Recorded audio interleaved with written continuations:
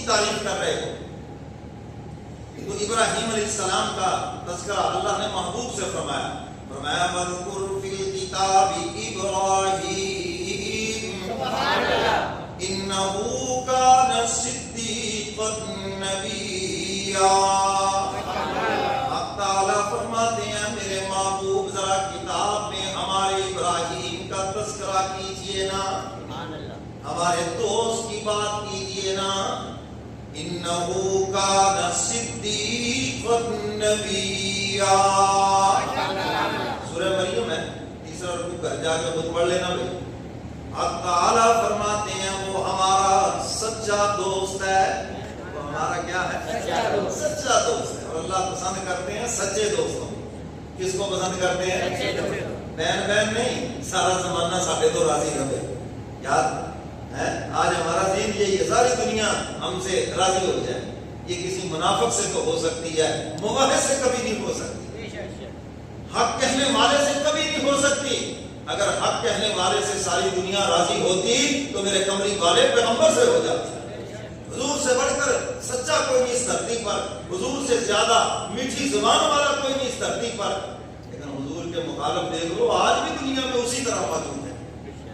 کبھی حضور کے توبہ نعوذ باللہ آگے شائع کرتے, کبھی کوئی بکواس کرتے ہیں. ان کے حسد اور بغض کی انتہا دیکھیں.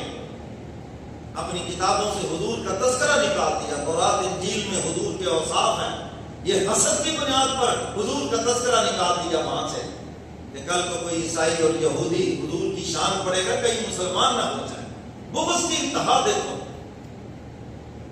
حضرت علی رضی اللہ تعالیٰ عنہ فرماتے ہیں اور میں کسی کے سچ ہونے کی دلیل اس کی مخالفت بھی ہے. اور میں جو حق پرست ہوگا اس کے لوگ مخالف بھی ہوں گے, اور جس کا کوئی مخالف نہیں اور میں اس سے بڑا دھرتی پہ کوئی منافق ہی نہیں ہے.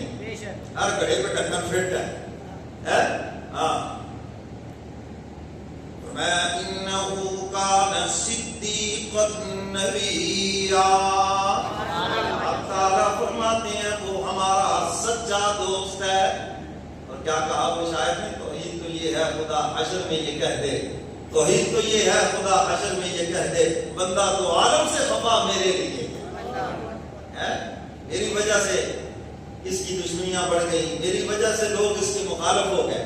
تو پھر حق تعالیٰ مسکرا کے جو جزا عطا فرمائیں گے نا, ساری دنیا حیران ہو جائے گی.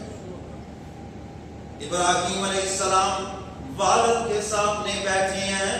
شام کو جب آذر آیا, اہلیہ کو غمزدہ دیکھا, پوچھتا ہے کیا بات ہے. کہنے لگی آج تیرے بیٹے نے ایسے سوال کیے کہ میں حیران ہو گئی. کیا بات کی؟ میرا رب کون ہے؟ میں نے بتایا کہ میں تیرا رب. پھر پوچھا کہ اماں جان تمہارا رب؟ بتایا کہ تیرا باپ آذر. پوچھا پھر باپ کا رب؟ بتایا کہ نمرود. اس نے کہا اس میں کون سی پریشانی کی بات ہے؟ انہوں نے کہا اگلی بات سنو. کہتا ہے کہ نمرود کا رب کون ہے؟ نمرود کا رب کون ہے؟ اب وہ بھی چونکا ایک دم, نمرود سے اوپر بھی کوئی رب ہو سکتا ہے؟ ہم نے تو آج تک سنا ہی نہیں. ساڈا پیو دادا تو یہ بھی رب سمجھتا رہا. جی آج بھی باپ دادا پیش کرتے کہ نہیں؟ ساڈا پیو دادا ہے نہیں کرتا رہا. جب تمہارا جو پیو دادا تھا وہ مفتی اعظم پاکستان تھا. جیسے تم جاہل ہو ویسے وہ جاہل تھے. تو جاہل جمع جاہل اجہل تو ہو سکتا ہے, عالم تو نہیں ہو سکتا. یعنی باپ دادا کو ایسے پیش کر رہے ہیں جیسے کہ وہ جناب عالم دین تھے, مفتی تھے, اتنا دین کا علم رکھنے والے تھے. جیسے تم دین سے بے خبر ہو وہ بھی دین سے بے خبر ہے. تو وہ دلیل تھوڑی ہے, دلیل تو قرآن اور حدیث ہے.